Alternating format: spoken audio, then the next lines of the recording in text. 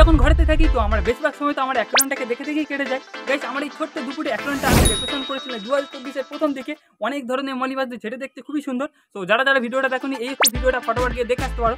আর guys এই ডেকোরেশনটা করেছিলাম 5-6 মাস মতো হতে যাচ্ছে, আর সেটা দেখে দেখে অনেকটাই বোরিং হয়ে গেছে। তাই গাইস আজ আমি ওই অ্যাকাউন্টটাতে ছাড়তে চলেছি একটা নতুন মাছ। আর কি মাছ ছাড়বো সেটা তো সামনে দেখে ইতিমধ্যে আপনারা বুঝেই গিয়েছো। তো চলো ফটোফট অ্যাকাউন্টের কাছে চলে যাই।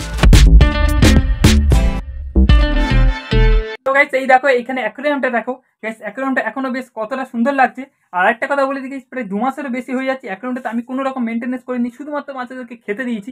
তার জন্য গাইস দেখতে পাচ্ছ অ্যাকুয়ারিয়ামটার এত পরিমাণ গরমের জন্য ঠিক কতটা পরিমাণ জল কমে গেছে, 4 ইঞ্চির কাছাকাছি। আর ফিল্টারের অবস্থাটা দেখো, ফিল্টারের ভিতরে এত পরিমাণ ময়লা জমে গেছে যে বাইরে থেকে জল টুপে টুপে পড়ছে, জল ঠিকঠাক পাস হতে পারছে না। আর মাছগুলো কিন্তু জলের ভিতরে দারুণ অ্যাডজাস্ট হয়ে আছে। আর যে সমস্ত প্ল্যান্টগুলো আছে যে 2024 লেখা আছে জলের ভিতরে দেখো কি দারুণভাবে অ্যাডজাস্ট হয়ে আছে, অ্যাকুয়ারিয়াম দেখতে বেশ কিন্তু দারুণই লাগছে। আর গাইস অ্যাকুয়ারিয়ামটার মধ্যে যে সমস্ত মাছগুলো ছাড়বো সেগুলো সাইজ তো 5 ইঞ্চি প্লাস। তো অ্যাকুয়ারিয়ামটার সাইজের তুলনায় এই মাছের সাইজ তো অনেকটাই বড়। জানি না মাছগুলো অ্যাকুয়ারিয়ামের মধ্যে ঠিকঠাক সেট হতে পারবে কিনা। তবে গাইস মাছগুলোকে এই ট্যাঙ্কে ছাড়বো, তার আগে গাইস অ্যাকুয়ারিয়ামটা তো ভালোভাবে পরিষ্কার করতে হবে। আর অ্যাকুয়ারিয়ামটা দেখে হচ্ছে কি অবস্থায় আছে ফিল্টার আর অ্যাকুয়ারিয়ামটা যে সমস্ত ওয়াটারমার্কগুলো পড়েছে, তার আগে গাইস এটাকে ভালোভাবে পরিষ্কার করে নতুনভাবে জল ভরে জলটাকে তৈরি করতে হবে। তো এগুলো পরিষ্কার করতেই তো আমার অবস্থা পুরোপুরি টাইট আজকের মতন। তো এগুলোকে ফটাফট পরিষ্কার করি, এদিকে সমস্ত কিছু রেডি করি। ততক্ষণ গাইস আমরা ভিডিও ছেড়ে যাবেন না। তো ভিডিওতে নতুন হয়ে থাকলে চ্যানেলটাকে সাবস্ক্রাইব করে নাও, আর ভিডিওটার জন্য অবশ্যই লাইক করে দাও। আমরা কতজন সব ভিডিও দেখো কিন্তু লাইক করে নাও, তো ফটাফট লাইক করে দাও। আমি তখন এদিকে সমস্ত কাজপত্রগুলো সেরে আমাদের সাথে দেখা।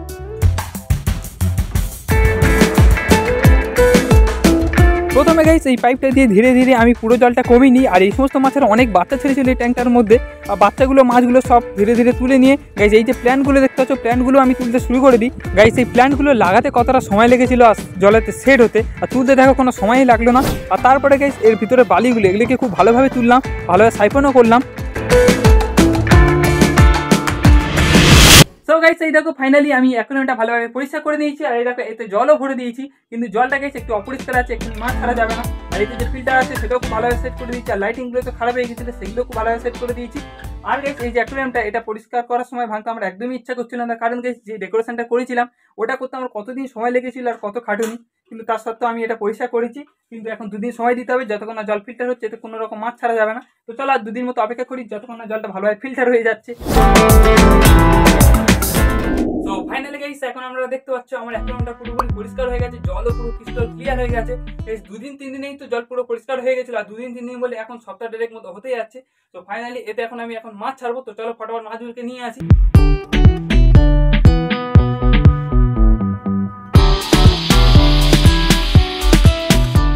গাইস যে সমস্ত কামাজগুলো আমি অ্যাকুয়ারিয়ামে ছাড়বো, তো সেই সমস্ত কামাজগুলো সবই ক্রেটটার মধ্যে আছে। তো মাছগুলো তুলি এখন।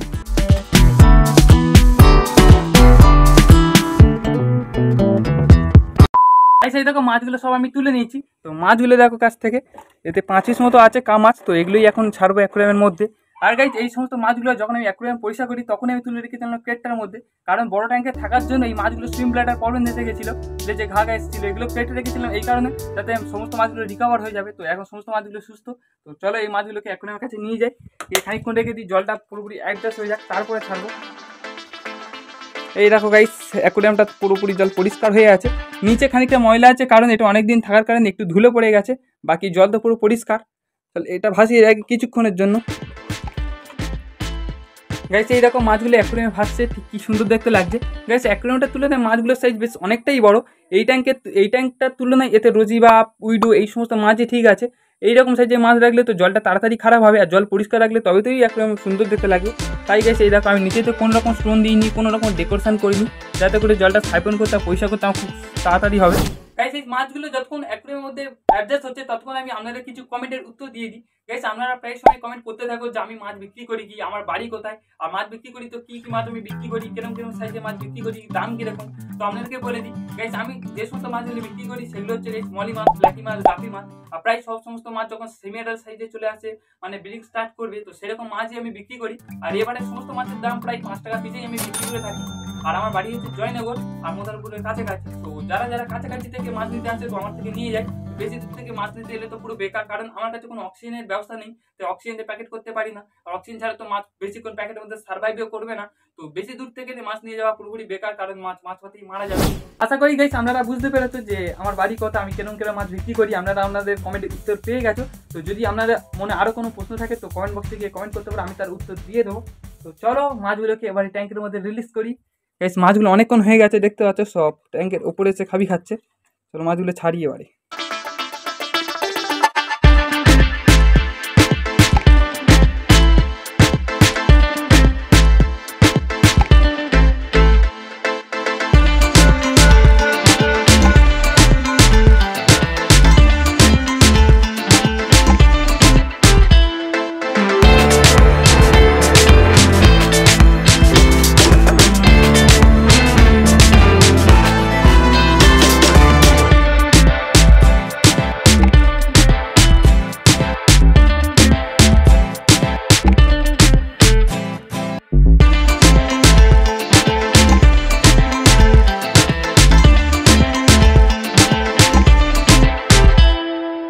দেখছো গাইস অ্যাকুয়ারিয়ামে মাছগুলোকে ছাড়ার পর কি সুন্দর দেখতে লাগছে। মাছগুলো জলেতে পুরো একদম দারুণ ফ্রি সুইম করছে, মাছগুলো কি সুন্দর দেখতে লাগছে একদম।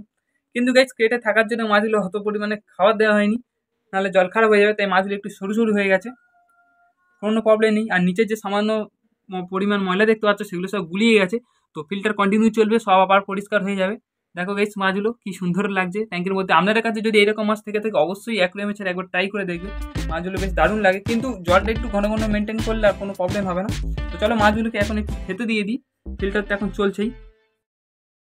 এই হচ্ছে খাবার, চলো কম করেই কিছু দিই। এই দিয়ে দিলাম খাবার। তো মাছগুলো হয়তো এখন উঠবে না, কারণ সবে ছেড়েছি।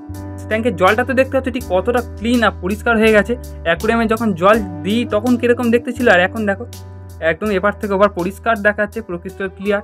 আর মাছগুলো এবার খাওয়া শুরু করবে। গাইস মাছগুলো এতদিন ট্যাঙ্কে ছিল তো, তাই নতুন জায়গায় এসছে, একটু ট্যাঙ্কটা ভালোভাবে চেক করে নিচ্ছে। মাছগুলো এখন খাবে না। আর গাইস এই দেখো ট্যাঙ্কের জল ভরার পরে ওপরে 2 ইঞ্চি মতো ক্লিয়ার আছে, তাই মাছের সাইজগুলোও বড়। এই মাছ লাভ কাটে, ঠিক আছে, তো লাভ কেটে পড়ে যেতে পারে। আর ঢাকনাটা তো উপরে দেওয়া আছে, আর ফিল্টারের জন্য ঢাকনাটা উপরে ভালোভাবে সাঁটিয়েও দিতে পারছি না, তাই গাইস ভাবছি এর মাপ করে একটা ভালো দেখে ঢাকনা বানাবো, মানে এর কভার পুরো ভালোভাবে কভার হয়ে যাবে, ফিল্টারও রাখা যাবে। তো আপনারা যদি কমেন্ট করো তো অবশ্যই সেরকম একটা ঢাকনা আমি বানাবো, আর সেটা ভিডিও করবো, আপনাদেরকে দেখা খুব দারুণ একটা ইউনিক। তো চলো আজকে ভিডিওটা আমি এখানেই শেষ করছি। তো ভিডিওটা যদি ভালো লেগে থাকে অবশ্যই লাইক করে দিও। নেক্সট ভিডিও কিরকম আনা যায় সেই তো কমেন্ট করো, আপনারা যেন কমেন্ট করবে তো সেই অনুযায়ী আমি ভিডিও আপলোড করবো। চলো দেখা হচ্ছে নেক্সট ভিডিও, ততক্ষণের জন্য বাই বাই।